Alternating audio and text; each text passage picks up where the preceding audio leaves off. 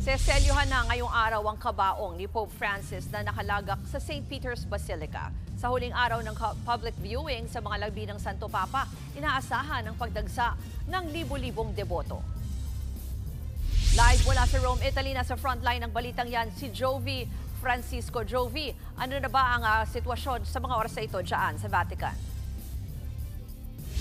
Ruth, tama ka, no? Inaantabayanan dito, aside from yung huling mga oras para sa public viewing, ay yung gagawing ritual ng pagsasara ng coffin o ng wooden coffin ni Pope Francis. At ayon sa Vatican, ang rite of sealing of the coffin ay traditional po na ginagawa isang araw bago ang papal funeral. Dadalo sa okasyong ito ang mga cardinals na narito na sa Roma at ang mga opisyal po ng Holy See. Ang pagsasara ng wooden coffin ang magiging hudyat nga ng pagtatapos ng public viewing sa mga labi po ni Pope Francis. Sa labas ng St. Peter's Basilica, Ruth, ay tuloy ang pagdating ng mga nakikiramay.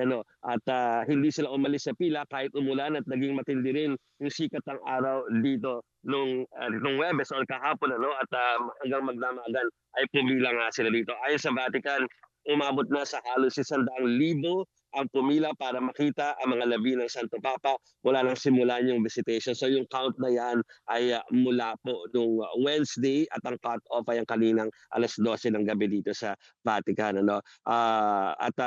Tinatansya na madadagdagan pa yan dahil magdamag lang ang binuksan itong basilika para sa mga makikiramay. Namarin sa paligid ng St. Peter's Square ang mga paghahanda naman para sa funeral rites na gagawin bukas or Sabado. Kapansin-pansin ang police visibility sa paligid at nakaparada na rin ang kanilang mga sakyan ng mga police mobile dito sa gitna ng square. Ang ilan sa kanila ay nakasakay pa sa kabayo para rumonda. Mas istrikto na rin ang inspeksyon na isinasagawa nila sa mga main passageway na sa paligid ng Vatican. Parte daw ito ng massive security plan para sa libing ni Pope Francis.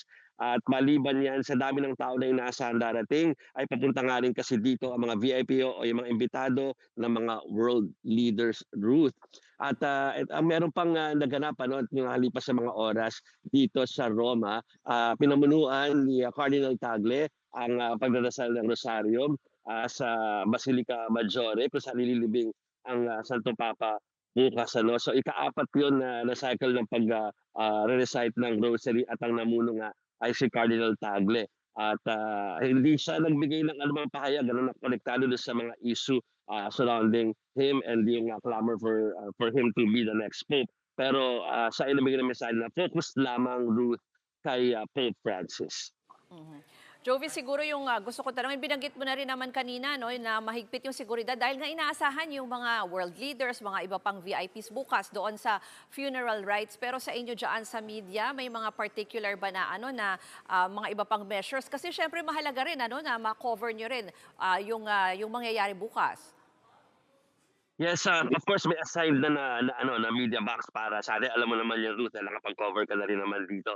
So doon yung karamihan ng mga media na mananatili bukas. Siyempre may mga call time at saka nag-issue na ng mga pass doon sa accredited media, temporary, at saka yung iba naman ay talagang dito nakabase. So yung of course alam mo rin naman na yung iba ay sa scaffolding siguro pupunta o doon sa mga terasa around the basilica. Pero yun ay sa mga big budgeted yun, Ruth. Pero asahan na tayo doon tomorrow kasama ilan pa mga media from the Philippines dahil maaga ang call time, as in hours before yung 10:00 na magsisimula nitong mga ritual na gagawin sa basilica.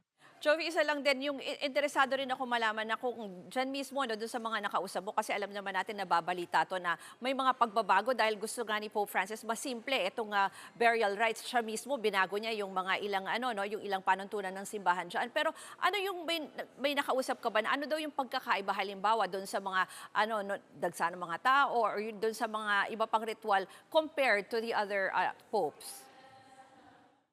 Austere parang sa mga elements, Ruth, lumalabas sila. Siyempre may mga tradisyon na talagang kailangang gawin, like susundin nga yung mga closing of the coffin, may mga tradisyon na dapat sundin. Pero austere meaning wala masyadong garbo maski yung sinasabing mga gagamitin na mga kasuotan ng mga clergy or yung mga ano 'no, paparian na pupunta yung pinakasimple, hindi yung alam mo naman na meron silang mga, parang medyo ano 'no, yung mga alam mo na, mga lumang mga kagamitan na alam nating mamahalin at antigo pero hindi yun ang alam natin na magiging norm for tomorrow. Simple siya at, pero yung usual na parang, protocols doon sa buong, square, eh, yung usual yun ano na, sabihin na rin natin na kahapon kasi doon ako nag-live route sa Colegione, doon sa main na, driveway na papunta sa loob ng, basilica.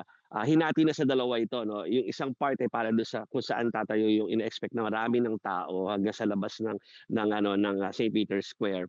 Ay doon na sila tapos yung kalahati nun ay para sa emergency, para mabilis na makakapunta ang, mga vehicles for emergency o kaya makakalabas dun just in case na merong hindi magandang magaganapan 'no. So, usual yung, yung mangyayari bukas walang walang, masyadong standoffish na mga, magaganap kundi simpleng rites ng, pagbibigay-pugay sa namayapang Santo Papa, Ruth. Yan po ang Express Report ni Jovi Francisco. Mga kapatid, ako po si Ruth Cabal. Maging maalam at may pakialam sa mga may init at rumaratsadang balita sa Frontline Express. Para maging updated sa balitaan, mag-subscribe lang sa social media pages ng News 5.